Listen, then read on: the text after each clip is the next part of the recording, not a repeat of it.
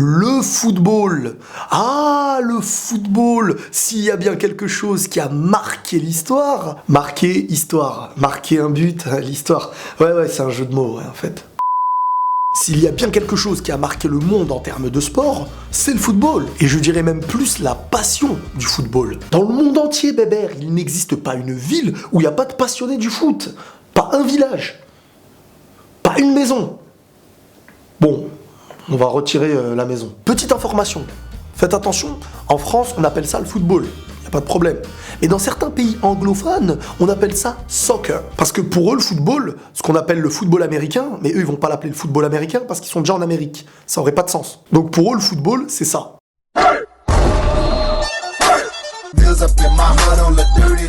Et le soccer, c'est ce qu'on appelle le football. Gareth Bale is having an impact on the game. Ronaldo is patient. Brilliant from Cristiano Ronaldo. Bon, en grande majorité, le football, c'est apprécié par les hommes.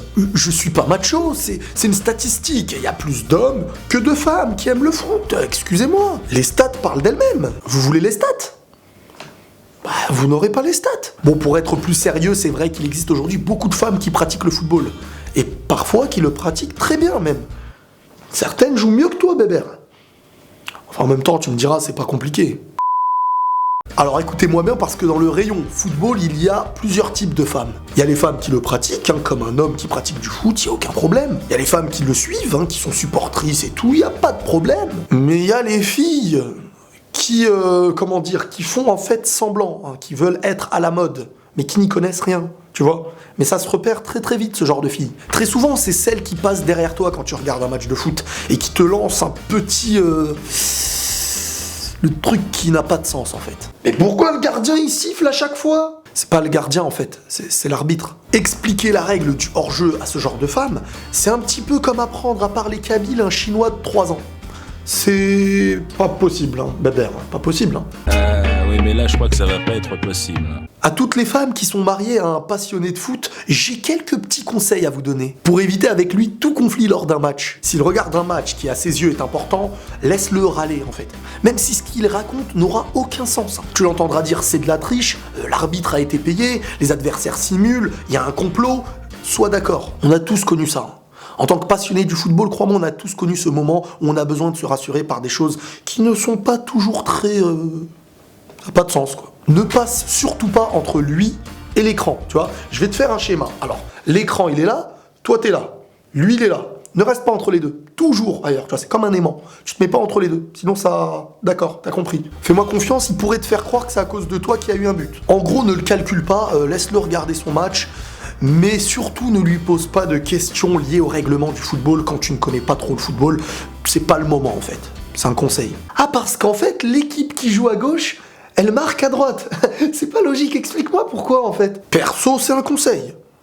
Chacun est libre de faire ce qu'il veut. Liberté d'expression. Charlie Hebdo, etc. Croyez-moi, je suis un footeux depuis tout petit. Je le pratique, je le suis à la télé et tout ça, et j'y joue aussi sur Play. On peut dire que c'est le kebab complet, salade, tomate, oignon, rajoute-moi de la mayonnaise et du ketchup sur les frites, on connaît le patron, il va nous resservir une petite fournée de frites. On est parti un petit peu loin là par contre. Non, les femmes, elles sont fortes, franchement, elles sont très fortes pour prendre sur elles-mêmes, surtout quand leur mari est passionné. Très souvent, c'est la femme qui prend sur elle-même. Et dans ce domaine-là, les femmes sont très fortes. Les maris, soyez reconnaissants quand même un petit peu.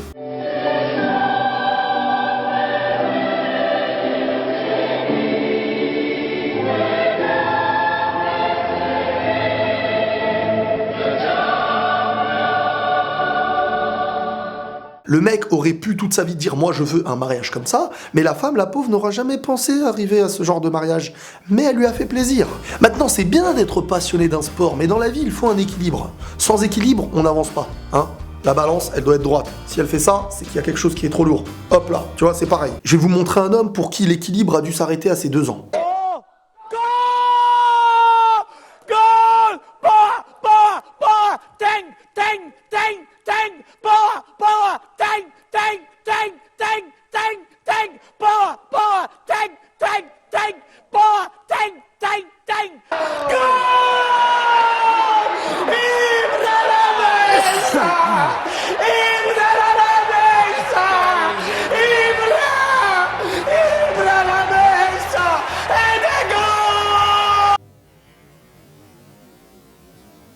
cet homme aime le foot. C'est sûr. Ensuite, il y a une autre catégorie de personnes, ceux qui y jouent de l'argent, les paris sportifs.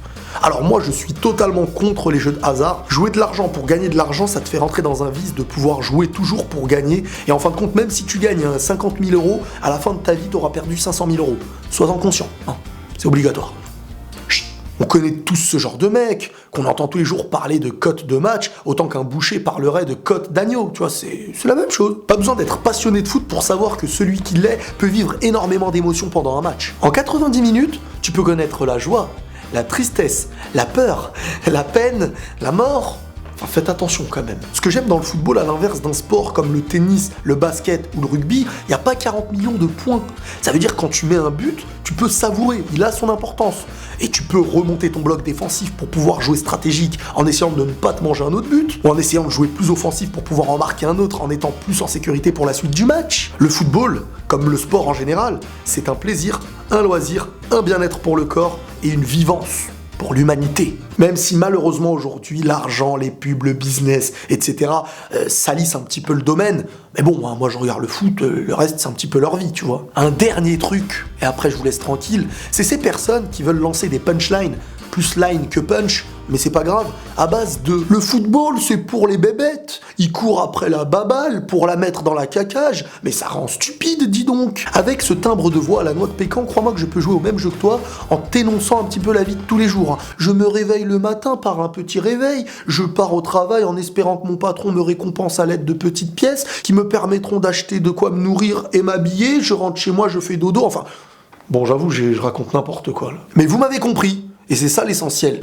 Bref, j'espère que cette vidéo vous aura plu. Si elle vous a plu, n'hésitez pas à mettre un petit like, ça fait plaisir. Ça fait plaisir, j'ai le droit de le dire. Et si t'as regardé cette vidéo jusqu'à la fin, tu vois, c'est les pièges pour voir ceux qui l'ont vu jusqu'à la fin et ceux qui l'ont pas vu jusqu'à la fin. Dis-moi en commentaire quelle est ton équipe préférée et ton joueur de foot préféré. Je compte sur vous, on se dit à la prochaine pour une nouvelle vidéo et la paix sur vous.